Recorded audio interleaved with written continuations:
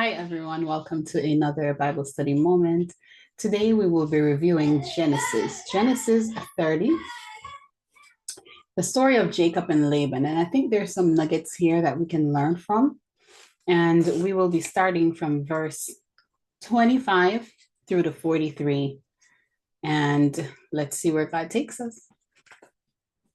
And it reads, "And it came to pass when Rachel had borne Joseph, that Jacob said unto Laban, Send me away, that I may go unto mine own place and to my own country. And it came to pass, when Rachel had borne Joseph, that Jacob said unto Laban, Send me away, that I may go unto mine own place and to my own country. Give me my wives, my children, for whom I have served thee, and let me go. For thou knowest my service which I have done thee.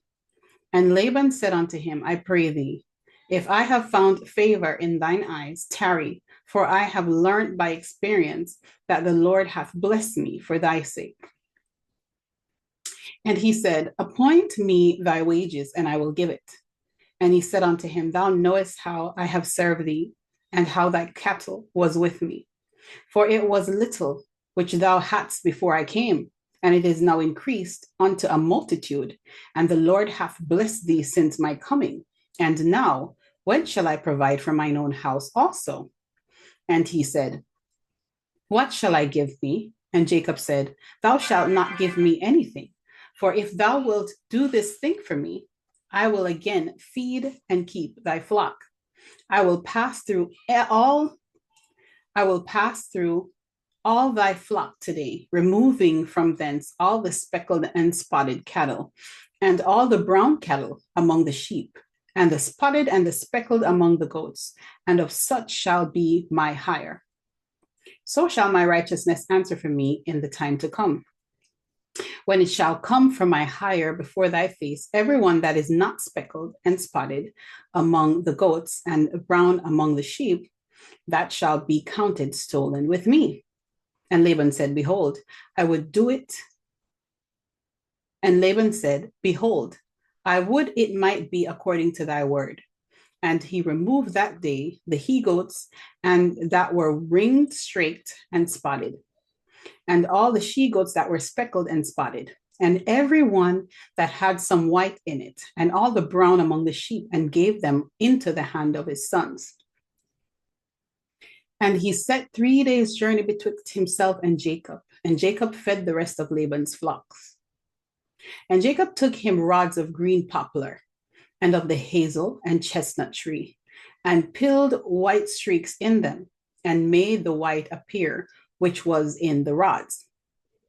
And he set the rods which he had pilled before the flocks in the gutters in the watering troughs, when the flocks came to drink, that they should conceive when they came to drink. And the flocks conceived before the rods, and brought forth cattle ring-straked, speckled, and spotted. And Jacob did separate the lambs, and set the faces of the flocks towards the ring-straked, and all the brown in the flock of Laban. And he put his own flocks by themselves, and put them not unto Laban's cattle. And it came to pass, whensoever the stronger cattle did conceive, that Jacob laid the rods before the eyes of the cattle in the gutters, that they might conceive among the rods. But when the cattle were feeble, he put them not in. So the feebler were Laban's, and the stronger Jacob's. And the man increased exceedingly, and had much cattle, and maidservants, and men servants, and camels, and asses. Wow. So now we're looking at a story of Laban. For those of us who have not read the story, Laban is really a opportunist and a manipulator. And we're seeing where Jacob is still operating in his ways, his deceitful ways. The word Jacob means supplanter. So we're seeing where he's still operating in that way. And he's getting this idea from a dream that he had. And so by this time, we're seeing that Laban had been misusing Jacob. A lot of times we find ourselves with people under us, people who we have employed, people who have entrusted themselves into your care, persons who depend on you in some way or another because of a need that they have. And we're tempted to misuse those people. We're tending to mishandle these people because at the end of the day, we make it about us and us alone. We make it about self. We make it about me making it and you being subservient to me for, if I could, for the rest of my life. Because as long as I have you in that place, I will continue to be fat and to be blessed. Now, I don't consider in these times your life and the things that you want. We see where Jacob was saying to him, you know, I've served you very well, and your house has increased because of me. Now, when can I get a chance to do something for myself? And Laban disregards that, and he's saying to him, just tell me what to pay you. Just tell me what to pay you. I'm just looking at how this benefits me. Tell me what to pay you, and I'll pay that to you, and we'll both be happy. But that's not what Jacob is asking for. It's funny how we can't hear what the other person is saying if it does not align with our needs. And right here, we're seeing where Jacob is asking now, okay, I have helped you. Your business has grown. You are now rich. Leave me alone so I can release me, so I can go and make a life for my family and all these things that I've acquired. And Laban disregards that request totally and is still focused on himself. And we're seeing this played out. Now, as the story goes on, we're seeing where Laban, the whole cycle of Laban continuing to misuse or mishandle Jacob continues. And Jacob is still, being cheated. First, he wanted Rachel. And then after serving for 7 years, he was given Leah. Instead, then he had to serve another 7 years. And then after 14 years, he had to serve another 6. And then now it's 20 years in and he's saying, listen, man, I need to go. I need to go. And now this is where we are in the story. And as we continue, we see the whole theme of deceit and mishandling of those in power. And it's so funny because you do sign a covenant. You come into agreement with someone when you decide to work for them. We don't necessarily think of that because I believe even Florida, either one can terminate.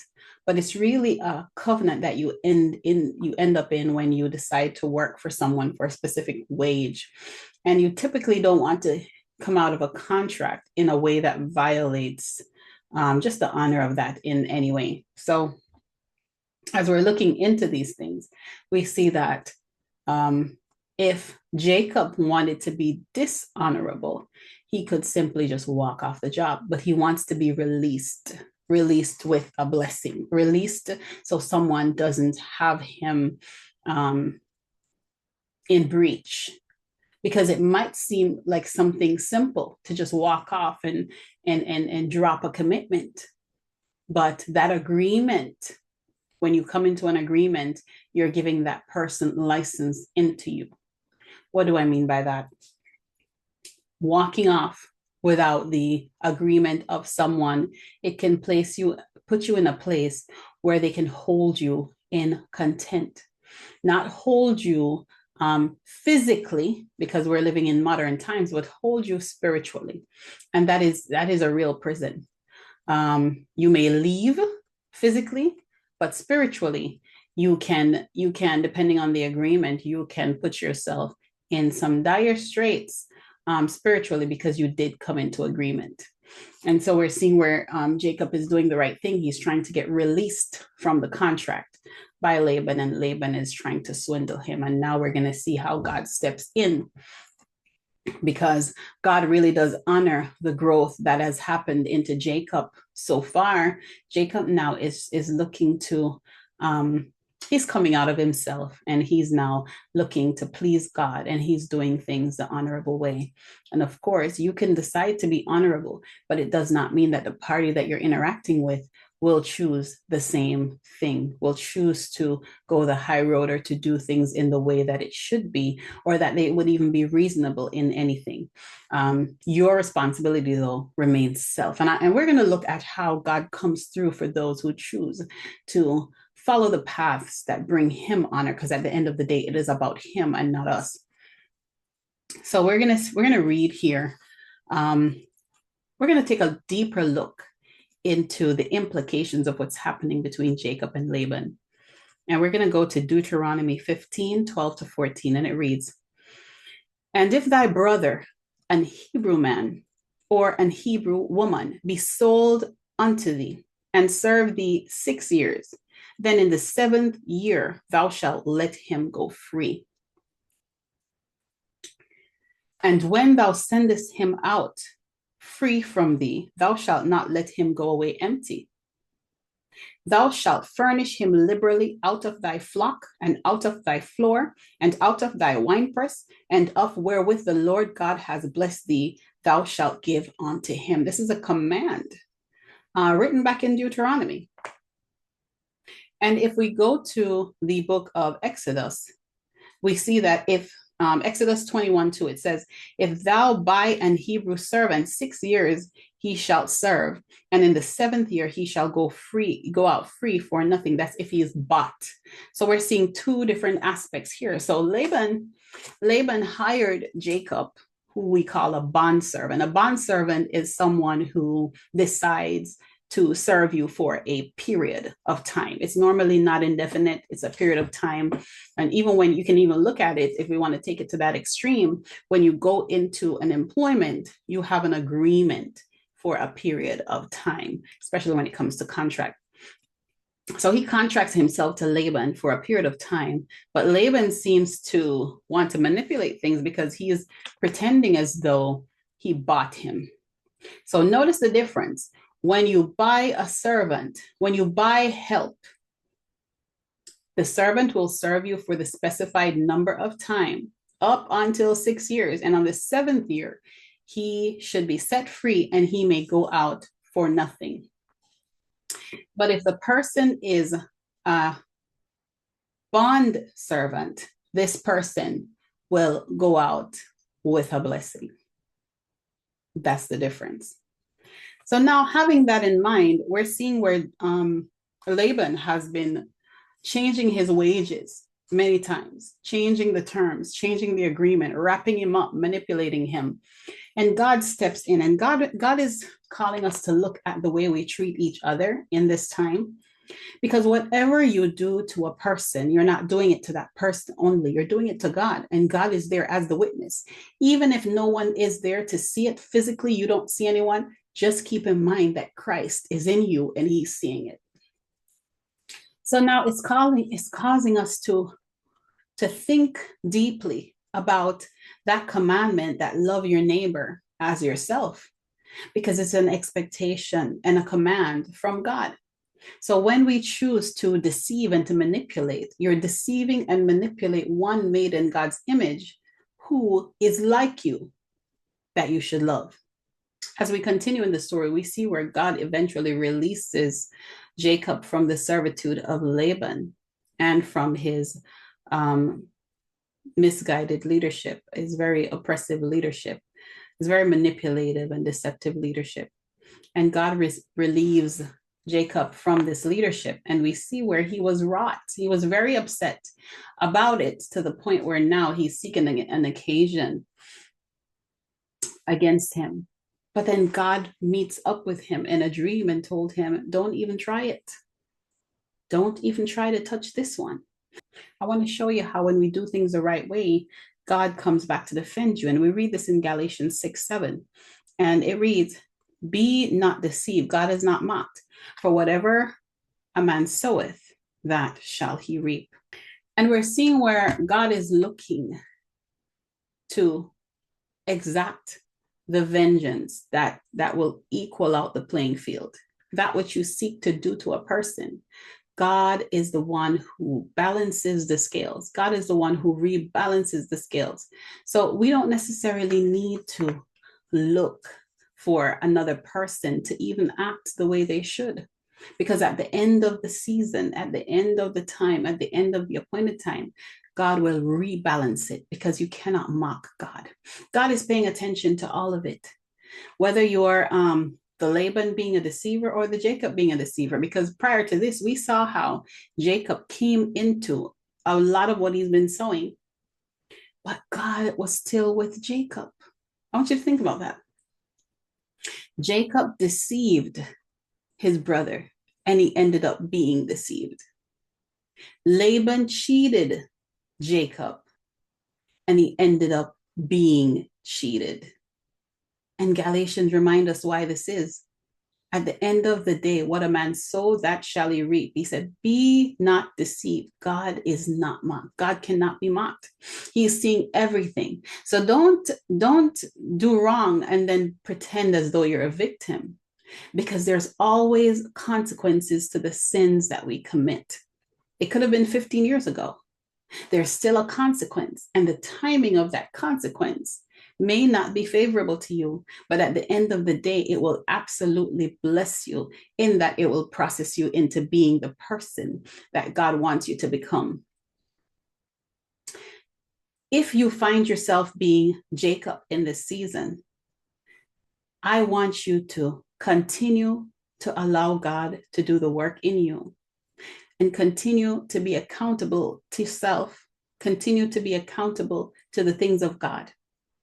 If you are a Jacob out there, I want you to know, have hope. I want you to have hope that God is processing you. And at the end of it, you will come into your new name. You will discover that there was an Israel buried within you, cloaked in deception. God will process you and bring you to the expected end. If you're a Laban out there, God's mercy will show you that he alone is in control of all things. And it still will bring you to the place where you would of a truth know that there's only one God and you're not him. I just want to show you this story so that we will be accountable to each other, treat each other with care, love, respect. And the things that you want for yourself, always know that there's a God watching to see what you do with what he has blessed you with. Glorify him with the increase. Glorify him in your mind, the way you think about your brother. Are you looking at your brother as an opportunity, or are you looking at your brother as he's being looked upon by God? I wonder if God can trust us with loving our neighbor. I wonder if God can trust us with being his hands and feet. He said, look not upon your own things, but also upon the things of others. I pray that as we continue to be processed for his glory, we'll continue to allow him to transform us through the renewing of our mind. It is, of course, with the mind that we serve the Lord. And he is the one who can bring us into the place where we give him glory and seek his honor in all things. I hope this has blessed you. Continue to read, continue to feed your spirit man, continue to be led, and continue to shine for the King. Shalom.